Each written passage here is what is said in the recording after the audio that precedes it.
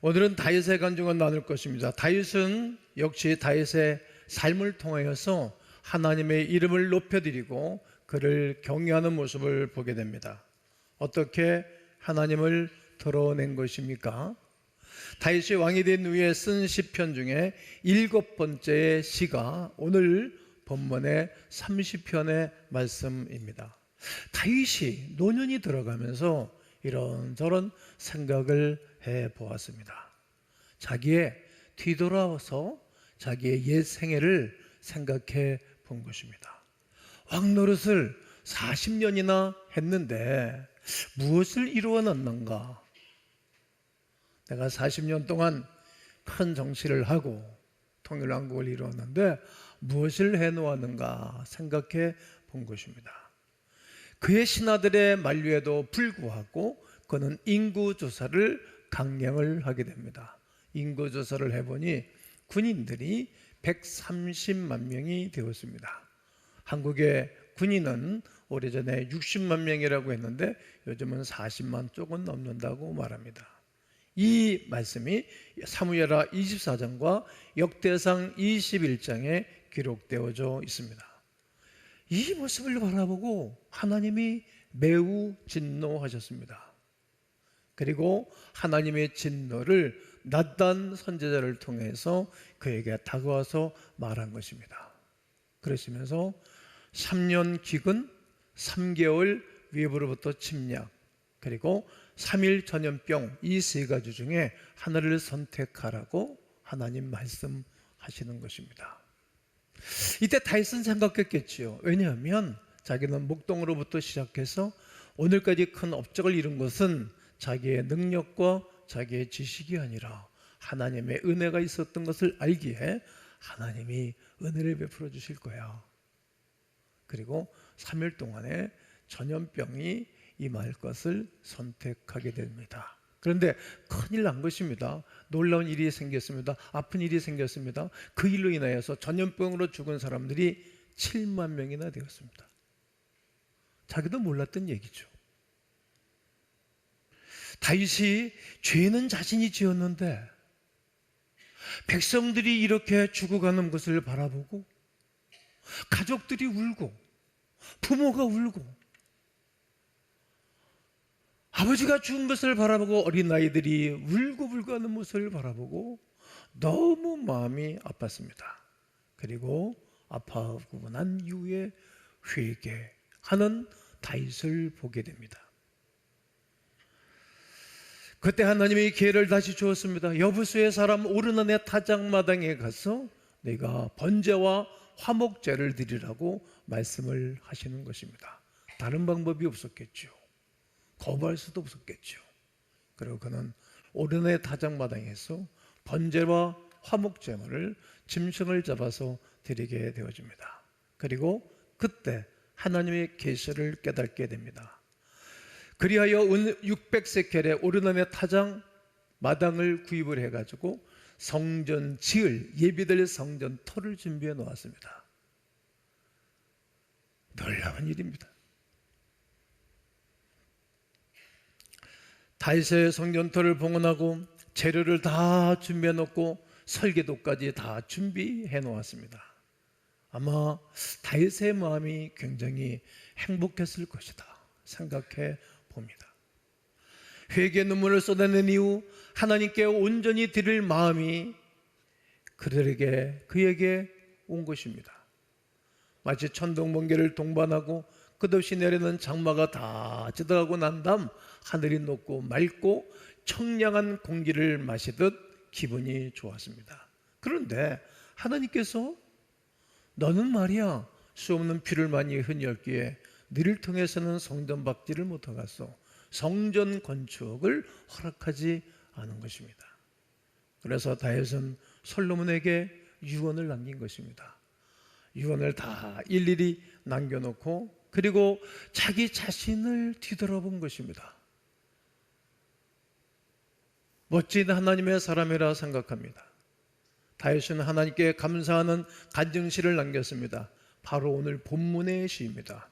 그는 세 가지로 간증하는 모습을 보게 되어집니다. 첫 번째는 구원해 주신 하나님, 나를 구원해 주신 하나님을 노래하고 간증하고 있습니다. 오늘 본문 1절서부터 3절을 읽겠습니다. 시작. 여호와여, 내가 주를 높일 것은 주께서 나를 끌어내사 내 원수로 하여금 나로 말미암아 기뻐하지 못하게 하심이니이다.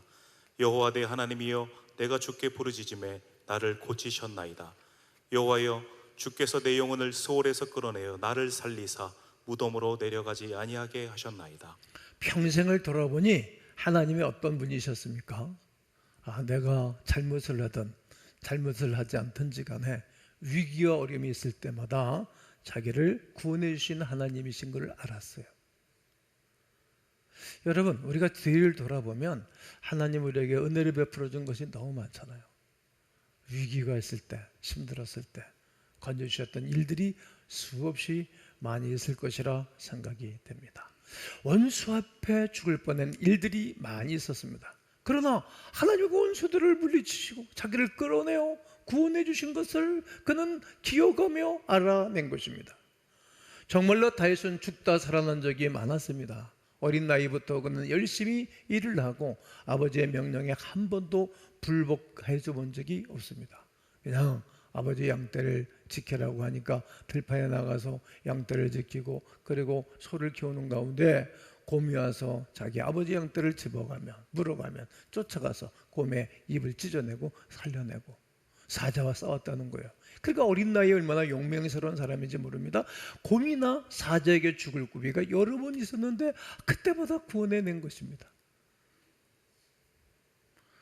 또한 돌맷돌, 물맷돌 가지고 골리앗과 1대1로 정면으로 싸웠을 때 두렵지 않았겠습니까? 그런데 그는 무섭지 않았던 거예요. 그때 졌으면 그 인생이 끝난 것입니다. 골리앗을 물리치고 승리했던 이야기가 떠올랐던 것입니다. 또한 사울왕에게 자그마치 10년 동안이나 피해 다니면서 여러 번 죽을 고비를 수없이 건져내고 견뎌냈습니다. 못된 아들 살로몬의 압살롬의 구태타 해도 살아남았지요. 믿을 놈 하나도 없다는 말처럼 말이죠. 내 하나님 아버지만이 나의 도움이시라. 할렐루야. 내 하나님만이 나의 도움이신 것을 다윗은 깨닫게 된 것입니다. 오늘 1절을 다시 말씀드리면 여호와여, 내가 주를 높일 것은 주께서 나를 끌어내사. 이 끌어내사가 히브리어로 달라 이런 뜻이에요. 건져내다. 하나님이 나를 건져냈다는 거예요. 어디에서? 죽을 수밖에 없는 상황 가운데 있었을 때 그때마다 나를 건져주셨다라고 고백하는 것입니다. 2절에 보면 내가 주께 부르짖음에 나를 고치셨나이다. 이 고치셨다 이 단어가 우리가 잘 알고 있는 것처럼 여호와 라파, 치료하는 하나님이셨다는 거예요. 다윗이 때로는 병들고 공고하고 죽을 수밖에 없는 가운데 있을 때마다 살려주셨다는 말입니다. 몸에 병이 들거나 마음에 상처를 입었거나 영적인 어려움과 고통을 당하는 상황 가운데 있었을지라도 그때마다 나를 치료해 주신 주님을 간증하고 있는 것입니다. 3절에 보면 내 영혼을 스올에서 건져내사, 이 스올은 즉 음부, 죽음의 세계를 말하는 것입니다. 죽음의 문턱까지 갔는데 하나님 거기서 다시 살려내시고 살려내주시고 하셨다는 말. 이처럼 다윗은 권하신 하나님 앞에 감사를 드릴 뿐만 아니라 이어서 간증을 하고 있는 것입니다. 여러분, 한번 다윗처럼 뒤돌아보면 좋겠다 생각합니다. 두 번째 그의 간증은 은총을 주신 하나님을 간증하고 있습니다.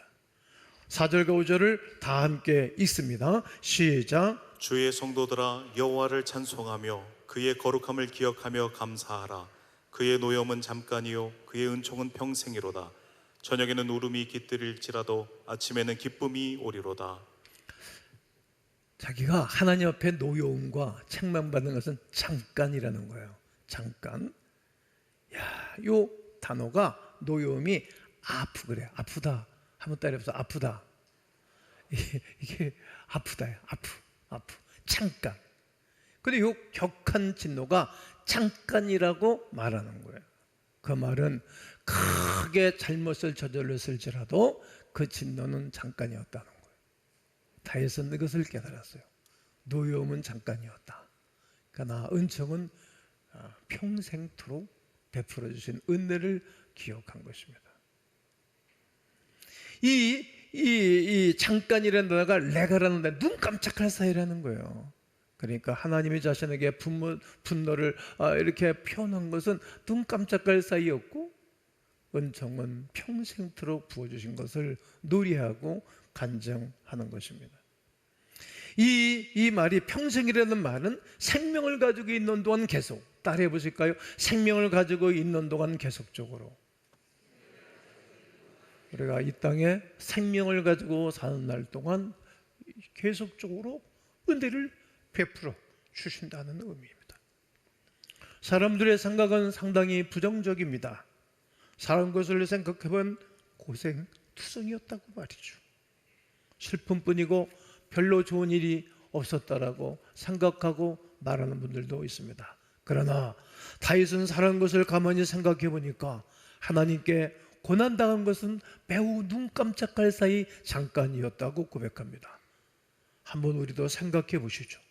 오히려 평생 하나님의 은혜로 살았다라고 고백하면 좋겠습니다. 사실 그것이 맞는 말입니다. 잘 생각해 보십시오. 하나님이 나에게 고난을 주신 것은 얼마나 됩니까? 그럼에도 불구하고 하나님께서는 용서해 주셨습니다. 참아 주셨습니다.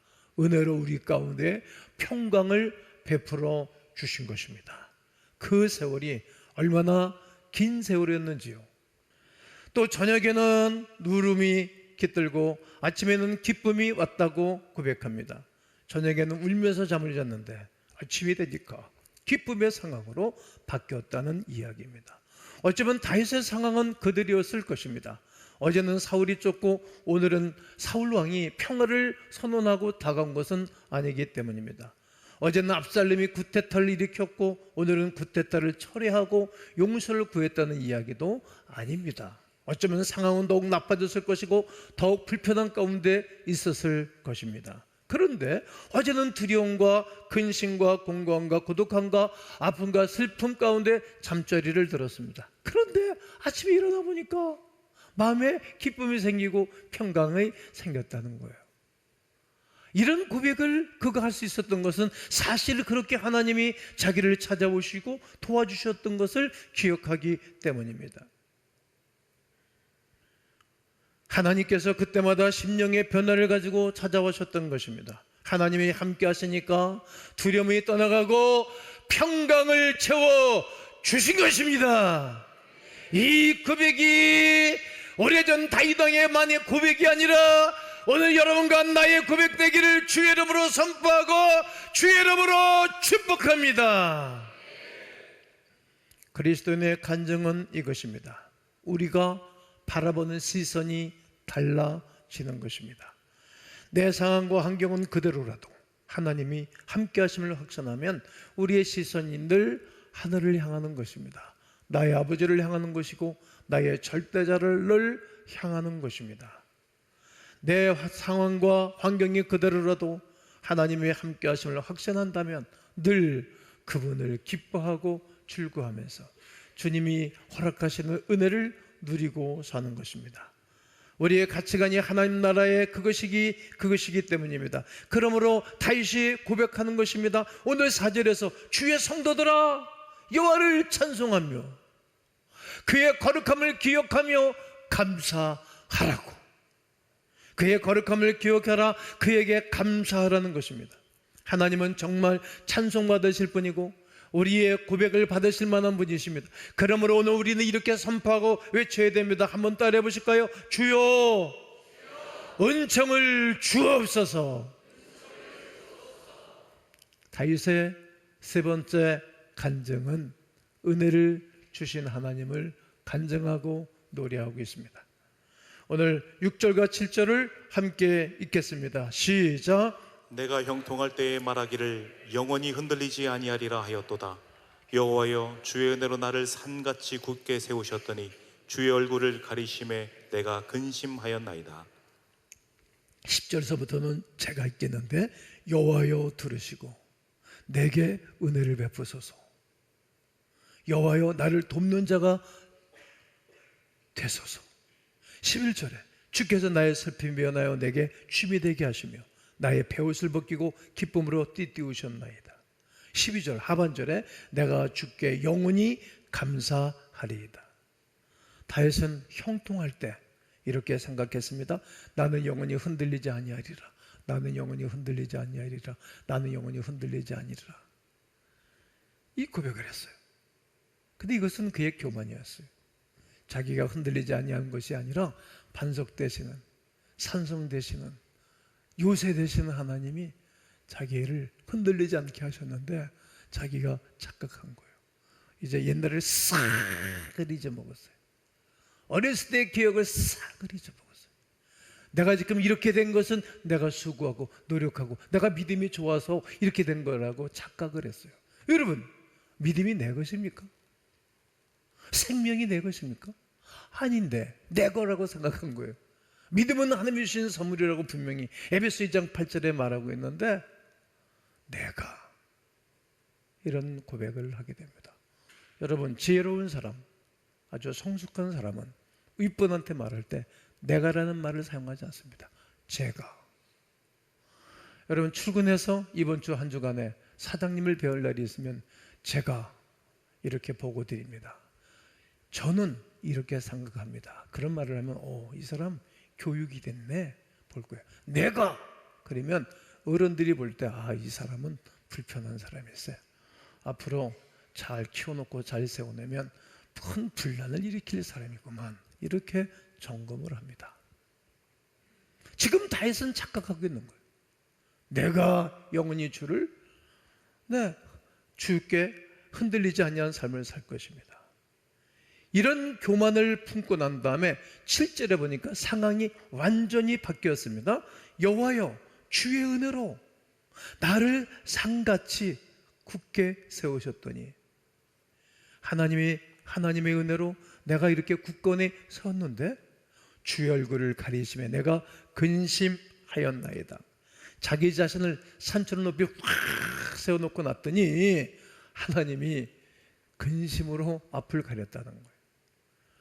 그냥 곧장 먹구름장이 앞에 와서 가리듯이 근심이 생겼다는 거예요. 왜? 하나님이 내버려 두시니까 네 한번 해봐. 네 능력대로 한번 살아봐. 너 그렇게 마음대로 하고 싶니? 그래, 해봐. 네가 하늘에서 뚝 떨어졌냐? 아니잖아. 한번 해봐. 근심이 생겨서 두려움과 번민이 그를 괴롭혔던 것입니다. 어떻습니까? 근심이 쏟아져 들어왔고 고난에 빠져 들어간 것입니다. 하나님이 징계하셨기 때문입니다. 다윗의 가문을 살펴보면 밧사바 사건 이후에 그의 집에 칼바람과 피바람이 끊이지를 않습니다. 자, 사무엘하 12장 10절을 여러분이 읽습니다. 시작. 이제 네가 나를 업신여기고 햇사람 우리아의 아내를 빼앗아 네 아내로 삼았은즉 칼이 내 집에서 영원토록 떠나지 아니하리라 하셨고. 여러분, 이제 네가 나를 업신여기고, 여러분, 하나님을 업신여기면 막 살아, 사람이. 다윗이 그렇게 큰 은혜를 평생 은총을 누리고 살았는데 이제 다 가진 사람 아닙니까? 그런데 왜 자기 충성스러운 신하의 아내를 뺐습니까? 야, 어떻게 이렇게 사람이 변할 수가 있을까? 동지 아닙니까? 동지.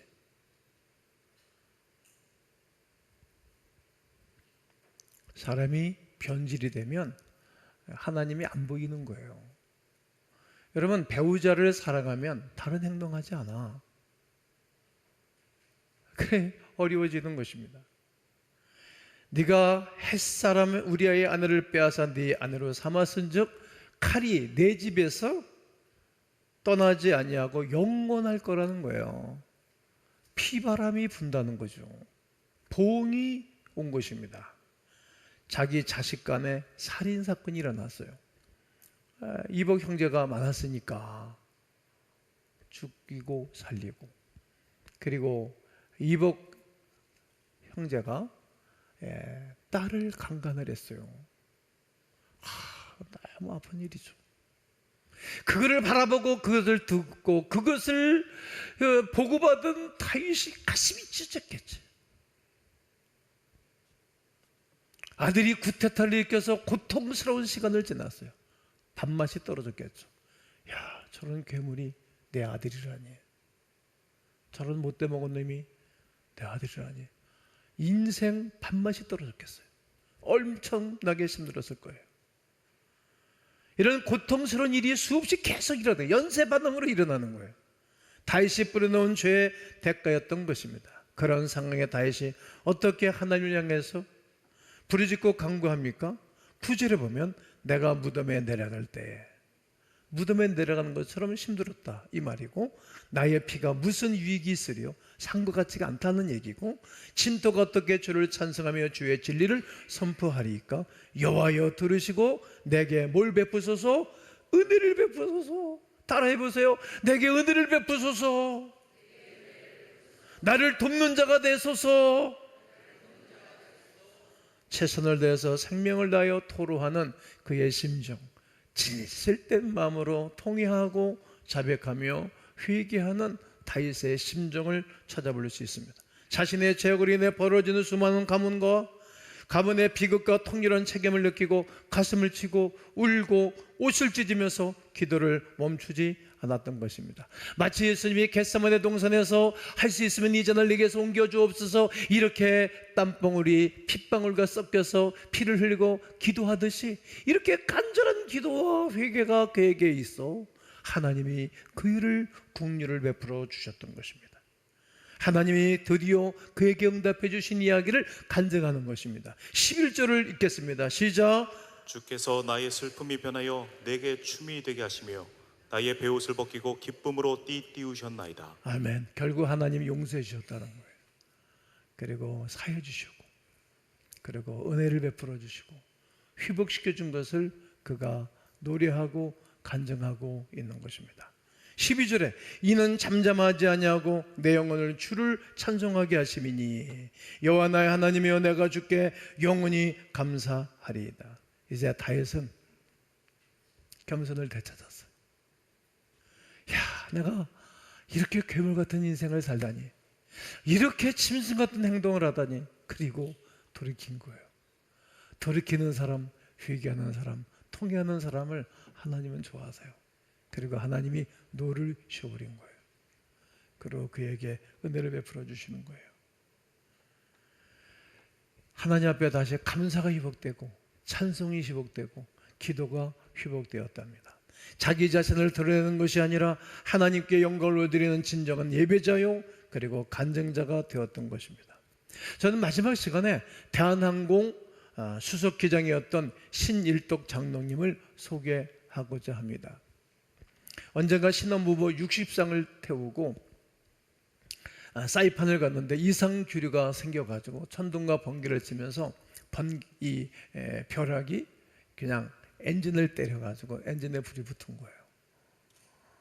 이렇게 젊은 기장들 같으면 매우 두려워할 텐데 노장이고 아주 노련한 분이시니까 하나님께 기도를 한 거예요. 하나님 도와주시옵소서. 그리고 비상 착륙을 하게 하는데 버튼을 눌렀는데 다 바퀴가 안 내려오는 거예요. 원래 요즘 비행기들은 버튼 누르면 자동으로 툭툭 하고 나오는데 안 나오는 거예요. 부기장한테 핸들을 맡겨놓고 무릎을 좁은 공간에서 꿇고 간절하게 기도를 했던 거예요. 기도를 하는데 부기장이 평생토록 아주 불교 신자였던 이 부기장이 기도한다고 바퀴가 나옵니까? 그 위급한 상황 가운데 비아냥된 것입니다. 그래도 하나님, 이 비행기가 제대로 착륙하게 하옵소서. 여기 젊은 부부들이 있습니다. 이 사람들 한 사람도 다치지 않게 하여 주옵소서. 망가지면 다 망가지잖아요. 리더한 사람이 망가지면 모든 사람이 망가지고, 리더한 사람이 잘 되면 다 잘 되는 것입니다. 이렇게 기도하고 있는데 하나님이 깨달음을 주시고 감동을 주셨는데, 야, 수동으로 하면 레바를 돌려봐. 그래서 레바를 돌리고 또 돌리고 또 돌리는데 톡톡 하고 비행기 바퀴가 내려온 거예요. 그리고 한 사람도 다치지 않고 안전하게 착륙을 한 것입니다. 부기장이 무릎을 꿇고 눈물을 흘리면서 사죄했다는 거예요. 제가 22년 불교 신자인데 이런 기적과 이런 상황은 처음입니다. 제가 죽을 죄를 졌습니다. 모르니까. 그리고 그 이후에 이 부기장은 회사를 그만두고 그리고 미국에 가족들이 들어가 살고 있으니까 들어가서 신학을 하고 목사가 됐다는 거예요. 야, 여러분, 이분의 간증이 유튜브로 올라와 있어요. 유튜브 여러분들을 한번 시청해 보시면 좋을 거라 생각합니다. 하나님께서는 우리에게 가장 좋은 길, 가장 좋은 것으로, 가장 은혜로운 것으로 우리를 인도하시는 주님이신 줄로 믿습니다. 여러분, 우리의 간증은 어떤 것입니까? 예수 그리스도로 말미암아 죄 사함 받은 거룩한 백성들이 그 주 예수 그리스도로 말미암아 우리에게 베풀어 주셨던 하나님의 은혜를 간증하면서 또다시 다른 수 없는 영혼들을 주께로 인도하는 인도자들 다 되시기를 주 예수 그리스도의 이름으로 축원합니다.